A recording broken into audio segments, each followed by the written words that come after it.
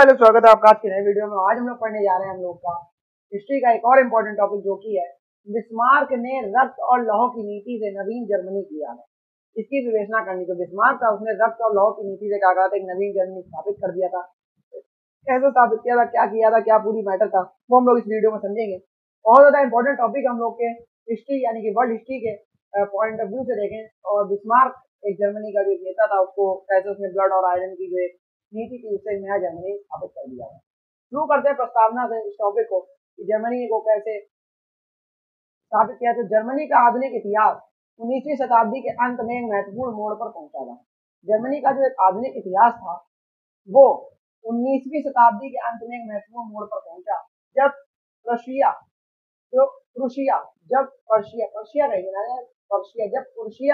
के chancellor Otto von Bismarck ने अपनी रक्त और लौह नीति यानी ब्लड एंड आयरन नीति के माध्यम से जर्मन राष्ट्र के एकीकरण को संभव बनाया।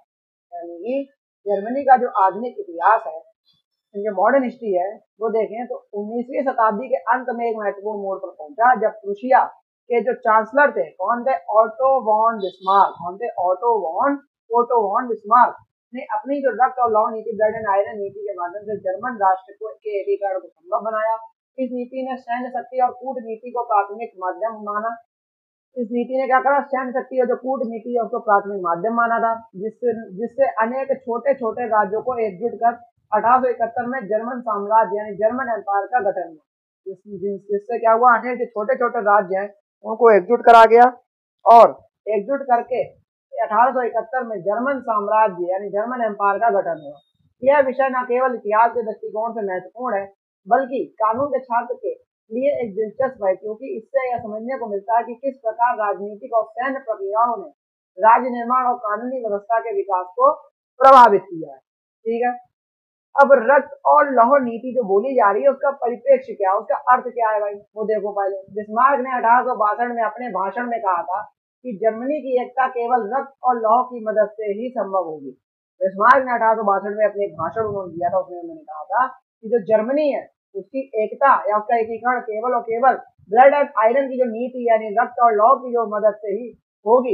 इसका अर्थ था कि शांति और वार्ता से नहीं, बल्कि युद्ध और सैन्य शक्ति से ही जर्मन का एकीकरण होगा। उनका इसका अर्थ यह है कि शांति और मतलब बात करके या कॉम्प्रोमाइज करके ही मैटर नहीं निपटेगा।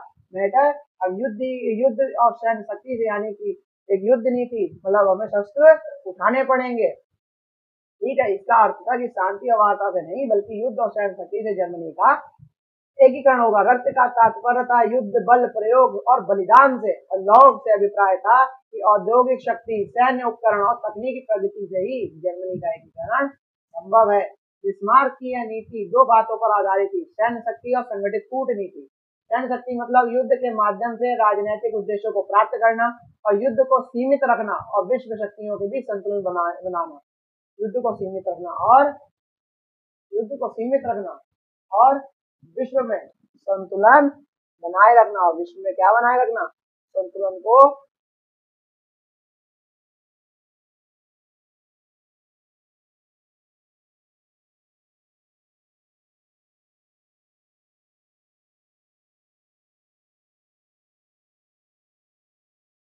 क्या बनाए रखना, संतुलन बनाए रखना।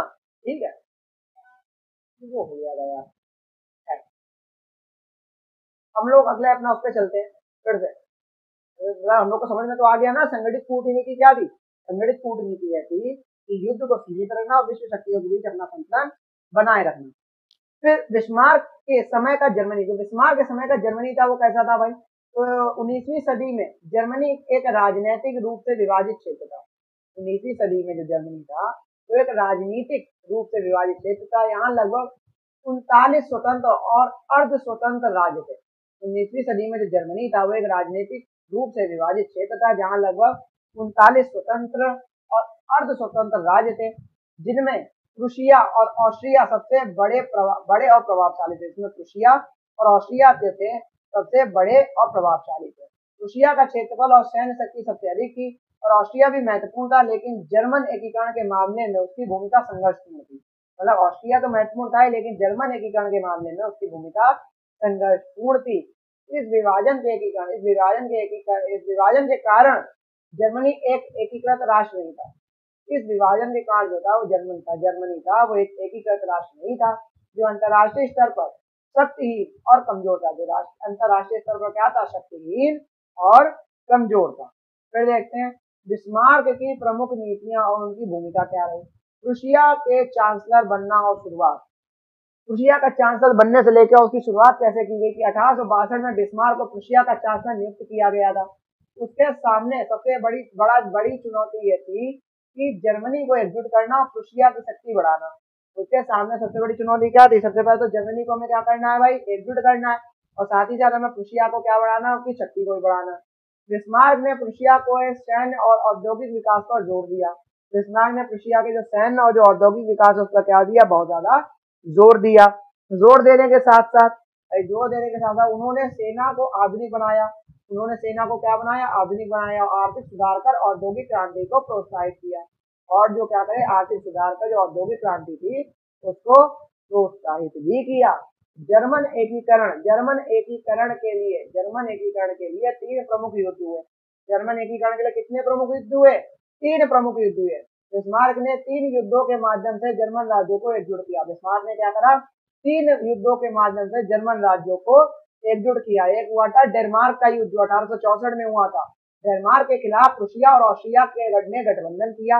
डेनमार्क के खिलाफ किसने गठबंधन किया था, प्रूशिया और ऑस्ट्रेलिया ने, ऑस्ट्रिया ने गठबंधन किया और सेलेस्विक होल्स्टीन प्रांतों को जीता, और सेलेस्विक होल्स्टीन जो प्रांत उनको जीता।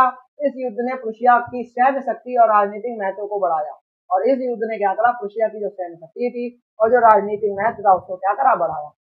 प्रूशिया क्या करता था,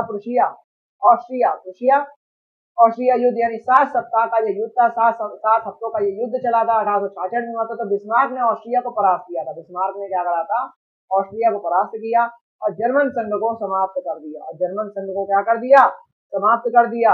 इसके बाद प्रूशिया ने नॉर्थ जर्मन कॉन्फेडरेशन का गठन किया, जिसमें अधिकांश जर्मन राज्यों को शामिल किया।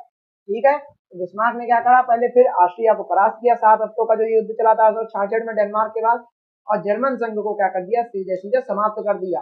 और इसके बाद तो प्रूशिया ने क्या करा, एक नॉर्थ जर्मन कॉन्फेडरेशन जो था उसका गठन किया, और जिसमें अधिकांश जो जर्मन राज्य थे उनको शामिल किया गया। ठीक है, अब आगे चलते हैं भाई।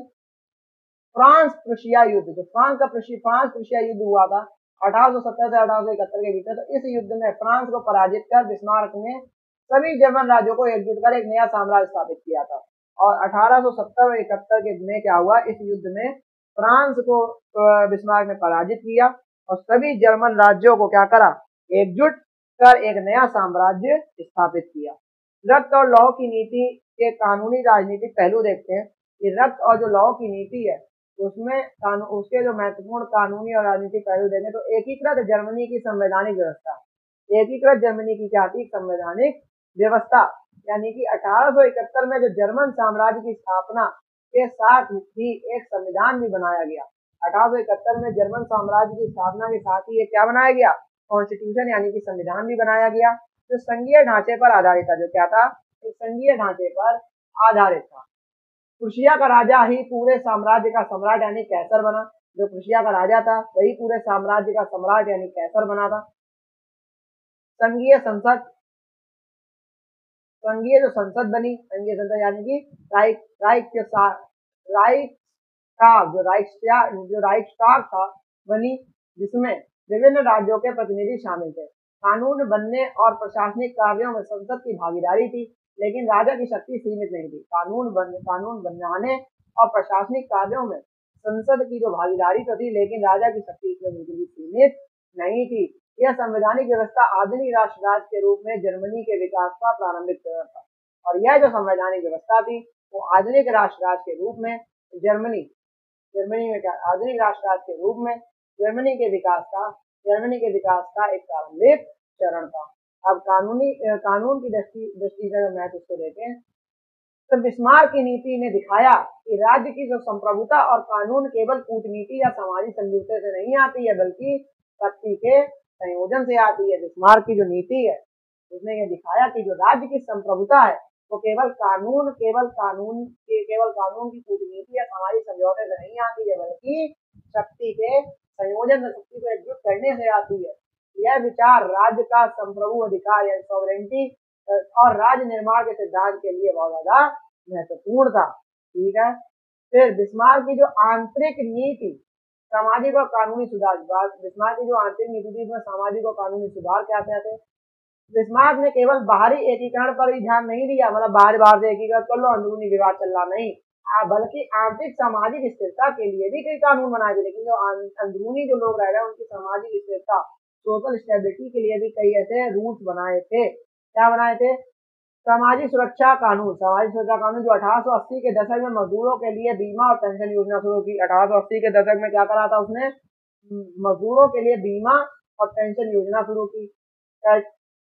कैथलिज्म जो एंटी कैथोलिक नीति जो थी, कैथोलिक चर्च के राजनीतिक प्रभाव को सीमित करने के लिए कानून बनाए, जिसमें राज्य की एकता बनी रहे। जिससे क्या रहे?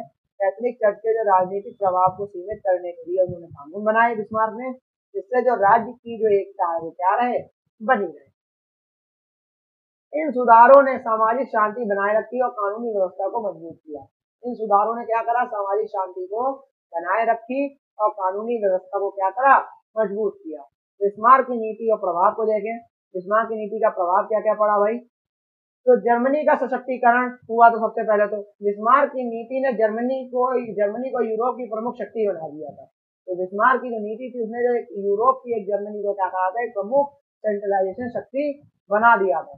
जर्मन साम्राज्य आर्थिक, सैन्य और राजनीतिक रूप से बहुत ज्यादा मजबूत हुआ। तो जो जर्मन साम्राज्य था तो इकोनॉमिक हो, चाहे सोल्जर वाले सैन्य शक्ति हो, और जो राजनीतिक यानी कि जो हम लोग की पॉलिटिकल बैकग्राउंड हो, उस सबसे क्या हुआ? वो हर तरीके के पीओ से वो मजबूत हुआ। यूरोपीय हम लोग देखते हैं यूरोपीय शक्ति संतुलन का प्रभाव। यूरोपीय शक्ति संतुलन का प्रभाव देखते हैं। तो जर्मनी के उभरने से यूरोप में शक्ति संतुलन बदला। जर्मनी के उभरने से क्या बदला? शक्ति संतुलन बदला।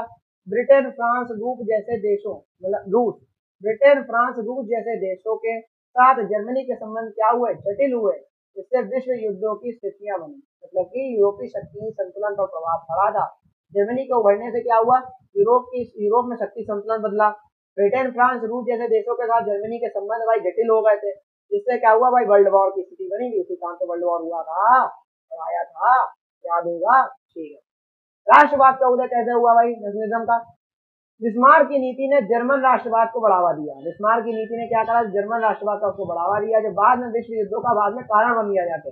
बिस्मार्क की जो नीति थी आयरन और ब्लड और आयरन वाली, उसने राष्ट्रवाद की नेशनलिज्म को बढ़ावा तो दिया, लेकिन वही बाद में किसका कारण बन गई? जाके विश्व युद्ध का कारण बन गई। राष्ट्रवाद के कानूनी और राजनीतिक सिद्धांत विकसित हुए थे। राष्ट्रवाद के जो कानूनी और जो राजनीतिक सिद्धांत थे वो विकसित तो हुए, जिनका प्रभाव आज भी देखा जा सकता है। जिनका प्रभाव कहाँ देखा जा सकता है? कहाँ देखा जा सकता है? आज भी देखा जा सकता है। बिस्मार्क की नीति का कानूनी दृष्टिकोण। अब जो बिस्मार्क की नीति का कानूनी दृष्टिकोण से हम जुडिशियल रिव्यू करें तो कहेंगे संसदीय शासन की सीमाएं। संसदीय शासन की सीमाएं बनाई गई।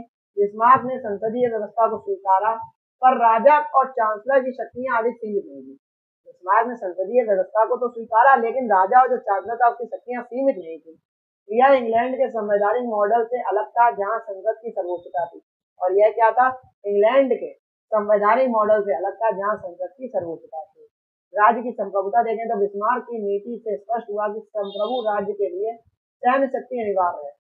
बिस्मार्क की नीति से स्पष्ट हुआ कि संप्रभु राज्य के लिए सैन्य शक्ति अनिवार्य है और कानून का पालन तभी संभव है जब राज्य की सत्ता प्रभावी हो।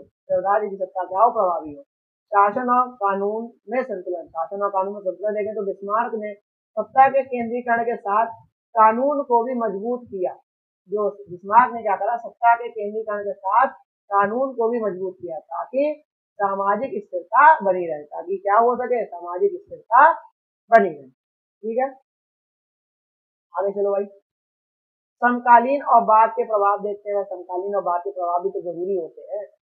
तो बिस्मार्क की जो रक्त और लौ नीति ने क्या करा? विश्व राजनीति के सिद्धांत को प्रभावित किया। भाई बिस्मार्क की जो रक्त, ब्लड और आयरन की जो नीति थी उसने विश्व राजनीति जो सिद्धांत थे उनको बहुत ज्यादा प्रभावित किया।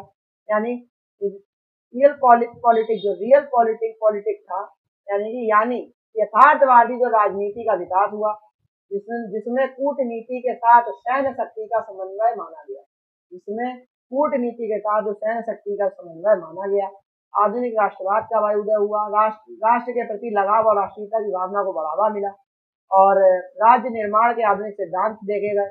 तो यूरोप और विश्व के अन्य हिस्सों में नए राष्ट्रों का गठन इस नीति के सिद्धांतों का प्रभाव पड़ा। यानी यूरोप और जो विश्व के अन्य हिस्सों में क्या हुआ, नए राष्ट्रों के गठन में इस नीति के सिद्धांतों का प्रभाव पड़ा था। यानी जो यूरोप था, हम लोग का जो यूरोप था, उसमें क्या हुआ, उसमें क्या हुआ, राष्ट्रों के, उसमें क्या हुआ, विश्व और जो अन्य विश्व था और जो अन्य लोग, जो मतलब पूरा दुनिया थी, उसके जो अन्य हिस्सों में नए राष्ट्रों का भाई गठन हुआ और इस नीति के सिद्धांतों का प्रभाव भी पड़ा। ठीक है, अब भाई देखते हैं निष्कर्ष क्या करा। तो बिस्मार्क की जो रक्त और लौह नीति है, बिस्मार्क की जो रक्त और लौह नीति ने 19वीं सदी के अंत में जर्मनी को एकीकृत और सशक्त राष्ट्र बनाया। बिस्मार्क की जो भाई चांसलर था रूसिया का, उसने क्या करा, 19वीं सदी के अंत में जर्मनी को एकीकृत और सशक्त राष्ट्र बनाया। यह नीति केवल सैन्य और कूटनीतिक रणनीति नहीं थी, बल्कि राज्य निर्माण का एक सशक्त मॉडल था। इसने जर्मनी को विश्व के प्रमुख राज्यों में स्थापित किया। कानूनी दृष्टि से देखा जाए तो इस नीति ने राज्य की संप्रभुता, शासन और कानून के बीच संतुलन स्थापित करने का एक नया मॉडल प्रस्तुत किया था। और विधि के छात्रों के लिए बिस्मार्क की नीति समझने में मदद करती है कि राजनीतिक, सैन्य और कानूनी कारक किस प्रकार राष्ट्र राज्य के निर्माण और संवैधानिक व्यवस्था के विकास में आपस में जुड़े हुए हैं। और यहीं पे हम लोग का पूरा टॉपिक समाप्त हो गया। और मेरे हिसाब से आपको समझ में आ गया होगा कि किस प्रकार से बिस्मार्क की जो ब्लड एंड आयरन की जो नीति थी और वो किस प्रकार से काम आई जर्मनी के निर्माण में और उसको एकीकृत करने में, जो कि एक चांसलर था बिस्मार्क, ऑटो बिस्मार्क नाम था जिसका। मेरे हिसाब से आपको समझ में आ जाएगा, नहीं समझ में आया तो 1.5 से लाइक दोबारा अपने वीडियो को देखेंगे तो बहुत अच्छे समझ में आ जाएगा। और ऐसी वीडियो आते रहेंगे आपके वर्ल्ड हिस्ट्री के लिए। तब तक जय हिंद, जय भारत।